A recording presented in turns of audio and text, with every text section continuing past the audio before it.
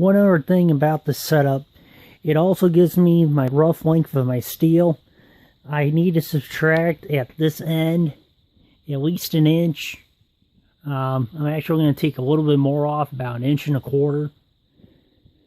So I've got room for my hinge, and it will be a panel hinge in this case. So after I got all the measurements, I did all my double checking. I went ahead and laid out my steel that I need for this project. I've got a 1-inch diameter EMT electrical conduit that'll become the leg. I've got 2 pieces of 1/8-inch flat bar stock, about 1.5 inches wide, that will go in the webs of this saw.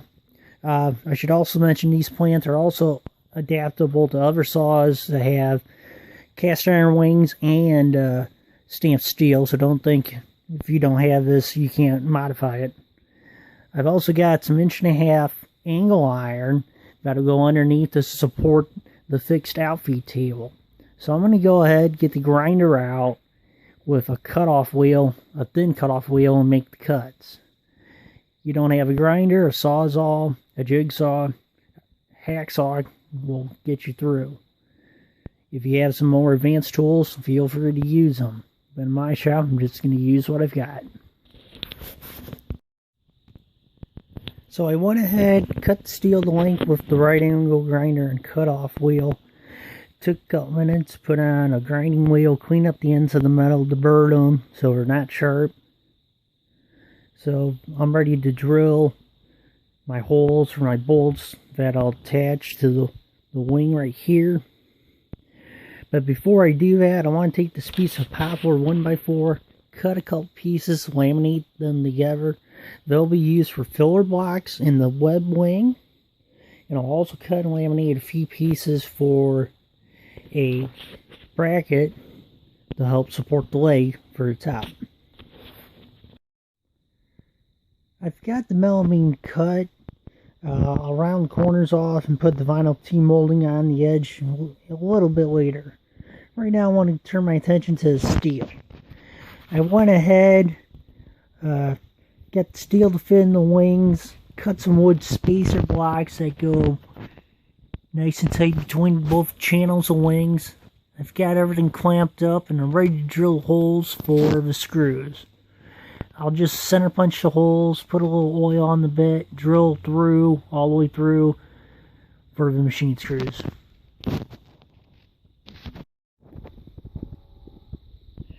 So I got the steel mounted on both sides of the saw here, and now I'm working on the extension leg for the drop portion of the table. So what I did is I drilled a piece of 1-inch diameter dowel stock. I installed a T-nut here. I've got a washer and a regular nut and a leveling foot. So what I'll do is I'll insert this into my leg, and I'll take some 8x1/2 sheet metal screws and screw it in 4 different directions and 4 different spots. Once we do that, we can start working on the melamine table boards. For the top of the leg, I've got this block right here. It's 3 pieces laminated together. I drilled a hole all the way through, and I drilled 4 countersunk holes. I also rounded over the edges so it slips over that pipe nice and tight. Now in my case, the pipe ended up being 1 3/16 inches. So I had to drill 1 1/8 hole and sand it at the drum sander until I got it to fit just like this. So with this done, the leg's now 100% done. Now we can start on the fixed portion of the extension table once I clear everything off. For the last couple minutes, I've been working on the fixed portion of the outfeed table. I've had to transfer marks for location of the miter slots, and I've also had to make room for a splitter. Now my splitter is designed to slide on and off with a thumb screw. As you can see, with the motor tipped 45 degrees, I don't have a lot of clearance. I've got about 1/8 inch, so when I start to saw, see if I try to keep the camera here for you guys.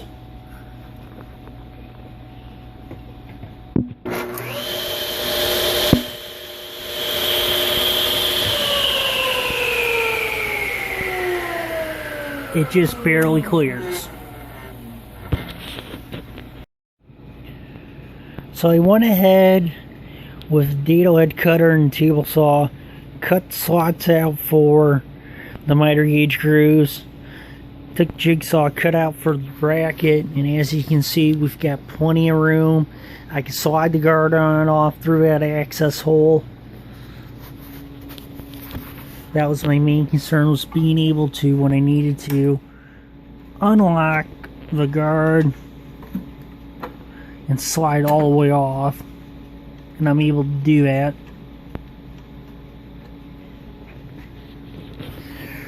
I've also got it as far as level with the table. I'm about a 30-second below. I'd like to go a little more, but I can't, because when the saw is tipped to 45 degrees, I gotta have room for that motor to kick.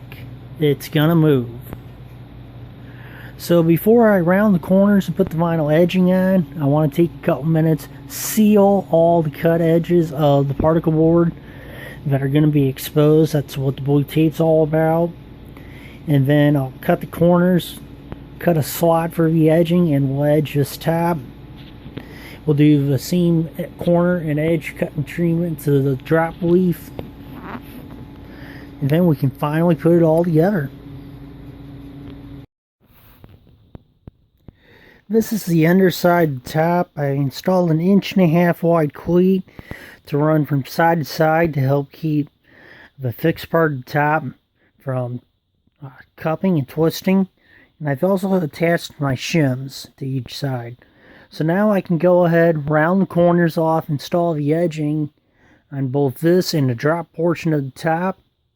I'll install the wooden leg and the clips to hold the leg in place, and then we'll finally show it off to you. So before I attach this to the table saw, I want to give you one final look from the underside. Here's the fixed portion with the hinge in place. And then down on the drop leaf, I've got the bracket for the leg, and I've got the holders for the leg. So I want to install this on the saw, and we'll get some final pictures and comments. Here's the completed outfeed table. As you can see, we've got room for the guard, we've got room for the fence, we've got our miter gauge slide. When I need to use the table, I'm going to set my phone down here. Basically what I'll do is I'll lift the wing up. Actually, before I do that, let me show you a couple things. Down here, we've got storage for the leg. I've got my bracket holder. So now I'll put the phone down and I'll show you how this works. Basically what I do is I pull the leg out of the holders, lift the drop leaf up, put the leg in place, and I'm good to go. As you can see, I've got a nice outfit. I have just about 3 feet from the back of the table.